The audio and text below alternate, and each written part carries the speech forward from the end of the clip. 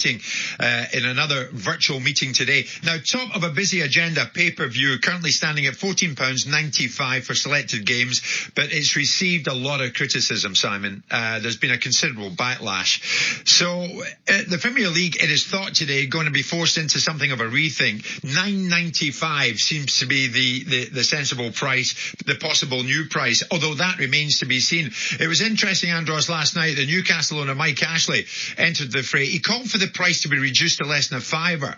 But of course, this is Ashley, who must have agreed to £14.95 first time around, because only Leicester we're talking about not having the first price of £14.95. Andros, £14.95 in view of everything that's going on at the moment. Reasonable or unreasonable?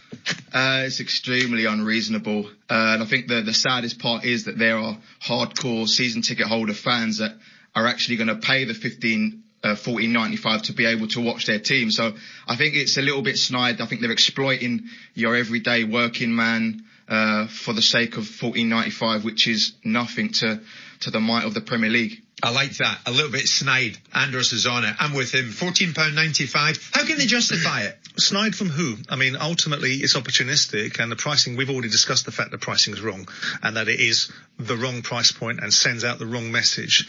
The trouble is that live is live, and there is a case to suggest, and I'm very much in the camp of saying that football costs too much, but there is a case to suggest that if COVID-19 continues, as there is a distinct possibility it will for a significant period of time affecting football, that live football becomes at a premium because it's the only way you're going to see it. So you've got to get the balance right. The £15 price point, everyone is running around saying it wasn't me, Gov, it was them. Yeah. The Premier League is saying, well, hold on a second, we had nothing to do with this. The broadcasters priced this. The broadcasters have come out on the weekend, your mob at Sky, saying nothing to do with us. Right? That was the Premier League's position. Well, it was a cooperative decision between the Premier League and the broadcasters. It was wrong. It's probably against the room temperature.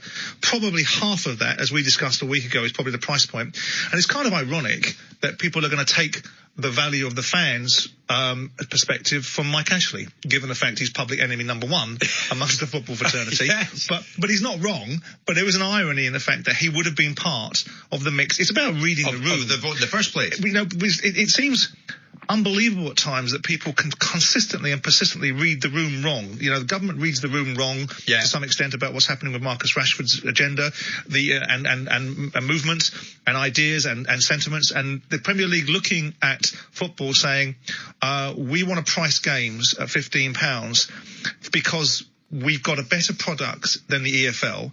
Our science is, to use a terminology that's being bandied around, follow the science. Our science is the EFL charges XYZ for its game. We're 3 times better than that, so we'll price it at £15. We won't put any commentary around it. We won't put any wrap rounds in terms of any value added. Yeah. But we'll just say we're a better product and we'll charge £15 for it. Well, that's it. Go on, Andrew. Simon, I agree. Of course, there needs to be a charge. That's the way of the world. You don't get nothing for free. That's right. £15 for games that are not the premium games of the weekend. They're the games that haven't been. Keep with it, Andros. Do not be dismayed even this early, mate. There's Tom, a Manchester United fan. Good morning, guys. Even £10 is disgraceful. I pay a fortune for Sky and BT subscriptions. You see, this is what's coming through more and more and more. Yep. Why should they pay anything extra in the first place, especially at this time of austerity? Andros, let me ask you this. Does this sound a bit crazy? I'm going to ask it anyway. Fans have been asked to fork out more. Do you as players feel more of an obligation to entertain more in a game like that? Not really. Not really, because you're playing for so much. You're playing for 3 points. You're trying to play well anyway to get the 3 points. That doesn't even cross your mind that people having to fork out £15 to watch you play, to be honest. Yeah. So what is a reasonable price? We're going to put this out this morning. And has the whole thing been a complete PR disaster for the Premier League? The short answer to that is yes, it has. But what's a reasonable price? Is Ashley on it? Is he on it when he suggests maybe £9.95, just less than a tenner? Andros, hit me with a price. What do you think is reasonable this morning? And remember, the listeners may disagree, they may agree, but hit me with one that you think's reasonable. I think a £5 is fair. £5. A £5. A fiver. There's Andros has come in with a fiver. Simon Jordan, I see your fiver. Do I raise it? Or are you going with a fiver? We've had this conversation last week. I mean, if, the price point is the price point to some extent. £5, £6, £7. If some people, Andros is right. If you give something away for nothing, people end up valuing it nothing. Yeah. The broadcasters have got to be more sensible. There's a real opportunity to reduce churn and increase subscriptions and drive back the value of advertising, because football is demanded and people can't watch it live. So rather than price things and make it a pay-per-view opportunity, they can actually increase their subscriptions, because no one can watch live football. They can only watch it on the television. Right. So there's a real opportunity to actually wrap more football in there and actually increase the subscriptions. They've got increase their advertising revenue and not charge anybody anything extra to do it. I like that. So just increase the subscription level just a bit more. Well, no. And not hit them for PPV. You know as well as I do that Sky are losing subscribers because they're being challenged by the cost implications of it, because they're being challenged by IPTV and the piracy of the world. But if you start delivering a better product within the confines of what you're already charging, you're actually increase the amount of people that want to subscribe to your product, because the only way they can watch it is through your medium. It's a controversial subject. A lot of people have got views on this, especially at this time, that ask to fork out more. And that in itself is an imposition, as we are seeing, because people don't have the money. It's as simple as that. They don't have the money. They certainly don't have 15 quid just to throw at a football match, sit down and watch it. It could be 0-0. What'd you get out of that? Short change of nothing. What is a fair price? What are you prepared to pay this morning? 08717 223344 81089. Hit me with it. Give me the price that you think is appropriate and reasonable. Andros comes in with a fiver. I'm with him. Simon, you think what? You give me you ducked out of that, incidentally. You didn't give me a pay-per-view price. I think a price point of probably somewhere between a fiver and £7.50 is probably a reasonable price point. But I still think, like we all say, it could be folded down into the current subscription, not charged for at all. Not charged for at all. Okay. Let us know what you think. 81089. It's Jim White with Andros Townsend and Simon Jordan. Tuesday morning, we're live and tiered like match tickets. Category 1 games, a tenner. Category 2 games, $7.50. Category 3 games, a fiver. I like that. You see where he's going with that? In other words, a lot of people said the other night, are you kidding me? Burnley, West Brom, 0-0, and I paid how much? Sure. So there you go. That's a good idea, isn't it? You say, and again, my rather crass point about Manchester United versus Chelsea. You couldn't attach much value to that, could you? Yeah. So, there's no perfect solution, by the very nature of the fact that you can never guarantee the fare. But I think the overall perspective is that the balance between charging something to ensure that the product is valued against what people are already paying is a very difficult argument. Oh, it's a tricky one. It's very difficult to win. Yeah. But certainly pricing at 15 quid ain't the answer. That's not the answer. Keep them coming. 81089. I'm with Andros. A fiver seems a very reasonable price as well. But I like that, Ian. A tiered system. I like that. Andros with us live this morning. And Andros, it gives us a chance to put this to you. Crystal Palace. This man used to own the football club. Yep. But Crystal Palace under Roy Hodgson, is it a criticism, do you think, that's acceptable that your club, your team, goes for safe football under Roy, that you enjoy playing in a more pragmatic style because it's Roy? Not at all. I think people these days are so obsessed with statistics, possession, shots, and without really much value.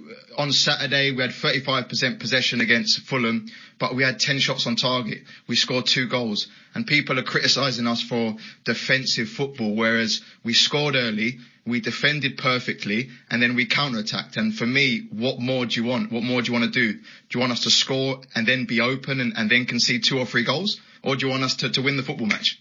Yeah, so you would say get off our backs where it's as expansive as we should be. I agree. Against Brighton, we had 30% possession. We had 1 shot on target. Okay, fair enough. Even though we were defending a lead, we should have counter-attacked more, and that's down to us, the player. That's not down to the manager. That's down to myself, Batshuayi, Wilf Sahar, Jeff Schlupp to get up to defend. But when we have the ball to counter-attack and to create chances on the counter-attack, as we did on Saturday, but I think people are so obsessed with stats that it's you kind of don't listen to it. We know as footballers when we play well, when we don't play well. We don't need to look at a sheet and see 35% possession or 100 passes compared to their 200, because that's not football. So, Andros, let me ask you one. I'm not bombarding you, but I'm kind of bombarding you. Yeah. What's the ceiling to the Palace ambition? I don't think there is a ceiling. I think it would be wrong for me 6 games in to talk about positions where we want to finish. Of course, we've made no secret that we want to break into that top 10 eventually. I think we're on course to do that before obviously COVID hit, and it's no secret we didn't come back after COVID in the greatest of shape, and we went on a losing spell, which is in the past now. But I think we would like to eventually break into that top 10, and hopefully we can do that this season. What do you think? Do you think your old club is capable of breaking into the top 10? There's Andros who says they'll do everything they can to do so. I think if you look at the talent that's at Crystal Palace now, with Andros Townsend included in that conversation, with Wilfried Zaha, with the boy they've signed from QPR, with I can never pronounce him, the boy that they've got on loan from Chelsea, Batshuayi, yeah. Right? He's a talent. And you look at their midfield, you look at them. He struggles with big words, Andros. Yeah, I've got a few big words for you, Jim. But I look at them and I think that sometimes that Palace are. I don't want to get into territory of being a former owner criticising a club that I once owned, because that's just clickbait for other people.